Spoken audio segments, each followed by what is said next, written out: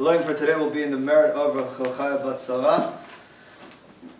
So yesterday we began discussing a fundamental machloket regarding when exactly is a person chayav for placing a seed in the ground. So the very first of the 39 malachot is malachat Zoreah, which fundamentally means that a person places a seed in a growing environment in which it's fundamental to the growth of the seed that's placed.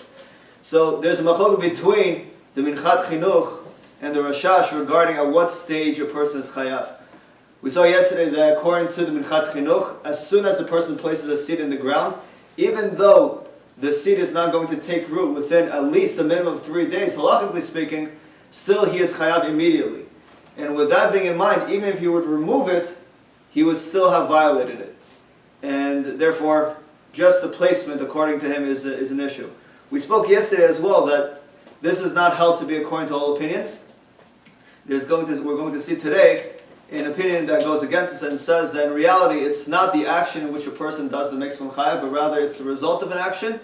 And this is going to be the opinion of the Rashash, and we're going to see his words very clearly right now. So now, in his commentary to the Gemara in Shabbat Daf Ayin Gimel Amud Aleph, he quotes the Mishnah where it says, "Hazoreah hen af kol zman shelo nishrash kaman deshali b'kad dameh." So he says that as long as we have a situation in which the seed is placed into the ground, if it has not yet produced root, it is considered as if one has just placed a seed into a cup or into a dish. So as much as placing the seed into a dish is a meaningless action, so too placing it into ground before the point of sprouting, so too is it also considered not to have been a chiyuv. And he says, "Ayin sham kivan dal yidei zirato ata yishrash achar kach chayav k'mo ofev etzoled dechayav afal pi shenafal mitzlah achar kach me'alav." He says that there's a fundamental similarity that's found between this malacha and the malacha of cooking and baking. So we spoke about yesterday that if a person were to place dough into the oven on Leil Shabbat, he did it inadvertently. Gemara says that he's allowed to remove the dough. It's called ridiat apad, removal of the dough from the oven prior to it have been considered halachically baked when the outer surface has been crusted. And the reason is in order to save him from violating the Isur D'Oraita. So clearly from that Braita, it shows that it's the result of an action, meaning the baking that's asur, not the placement of a dough. So too regarding cooking, it's not the placement of a pot of water on the fire that's the Isur of cooking, but having the thing itself being cooked. So since that's the case regarding the malacha of cooking, he wants to say the same thing should be true regarding the malacha of sowing, placing the seed in the ground. So therefore, if a person only places the seed in the ground, that is the initial step that's required, but that is not the final product. The final product is the sprouting of the seed, which will later on produce fruit. And if that has not yet to happen, once a person places the seed in the ground, it is always possible to remove it. And therefore he says, "V'ineh im lakat hazera kodem shenishrash nirad depatur." Lakat hazera kodem shenishrash nirad depatur l'mafreya ama shezara. And he says because of this, if a person were to place a seed in the ground, so as long as yet to take root, he would be patur l'mafreya, meaning that as long as one has yet to remove the seed from the ground, there is a chiyuv that stands over his head that has not yet actualized.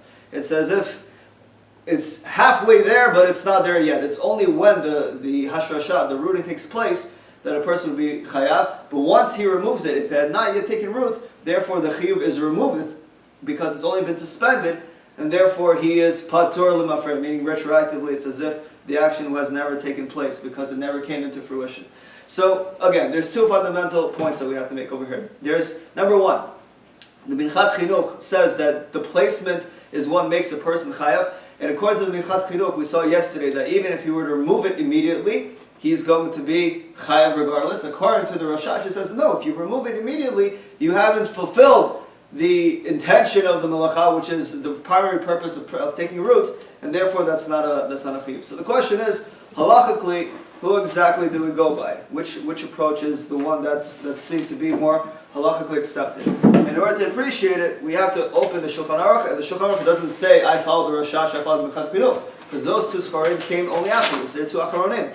And of course, the Shulchan Aruch is the one that erred the the era of the Achronim. So he says the following idea. Im yeshlich l'tarno golim. He talks about giving seeds to hens, chickens. Lo yeshlich el sheyochlu bo bayom o leyomam. He says you should only place enough seeds for them as a provision for a single day or 2 days maximum. But you cannot give them enough food on Shabbat for 3 days if you're feeding them seeds.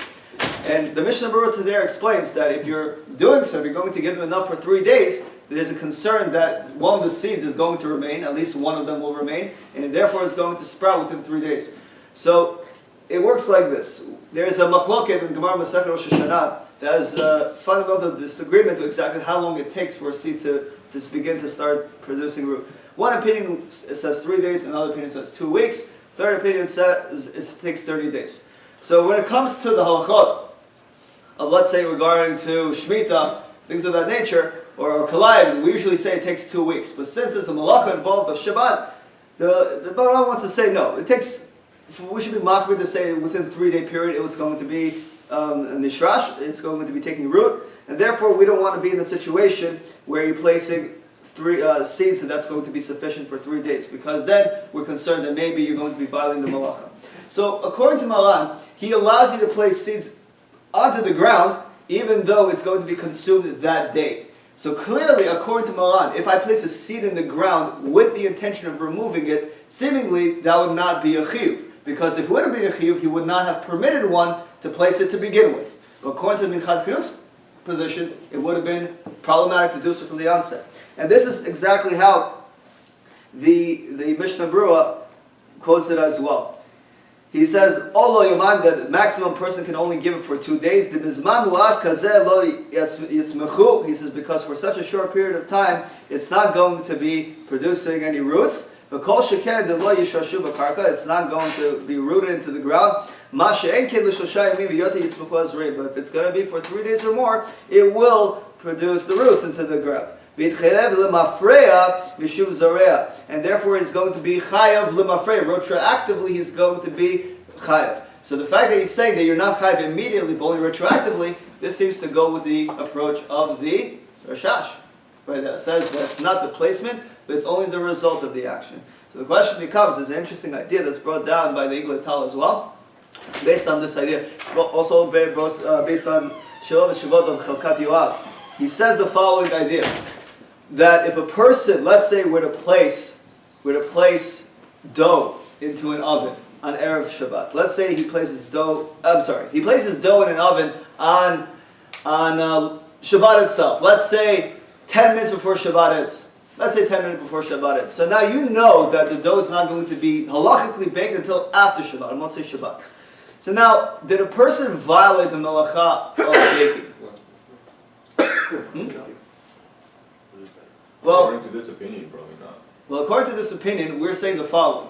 According to this opinion, what Malan said, that a person can technically violate Shabbat even after Shabbat, because you're going to be chayav lemafreya. That there's an idea that as long as the action started taking place, right, even though the result will not be found to be in fruition until later on, like in the case of the seeds, therefore he would be chayav lemafreya, meaning it's been suspended, but it hasn't been actualized. So regarding seeds, you would only be chayav on Monday, even though the malacha started on Shabbat itself, even though within the last few moments. The same thing, they want to explain that over here, according to Maran, theoretically speaking, a person would be chayav as well if a person placed the dough or the pot of water the last few minutes before Shabbat. If it actualized and the malacha came to completion after Shabbat, based on this idea, you would still be chayav. And this idea is also rooted in a fundamental principle that's brought down by Beit Hillel in the Yerushalmi Shabbat. The Yerushalmi notes something very interesting. It says that we know, according to Beit Hillel,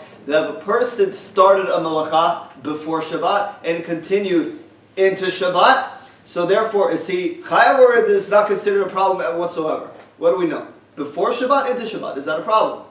No, that's not a fundamental issue. Maybe there are side issues that may be involved, but regarding the aspect of doing malacha, it's not a problem. As long as the malacha started beforehand, continue into it, it's totally fine. And the question is, why is it totally fine? The malacha is happening on Shabbos. It's happening on Shabbat. Why is that fine?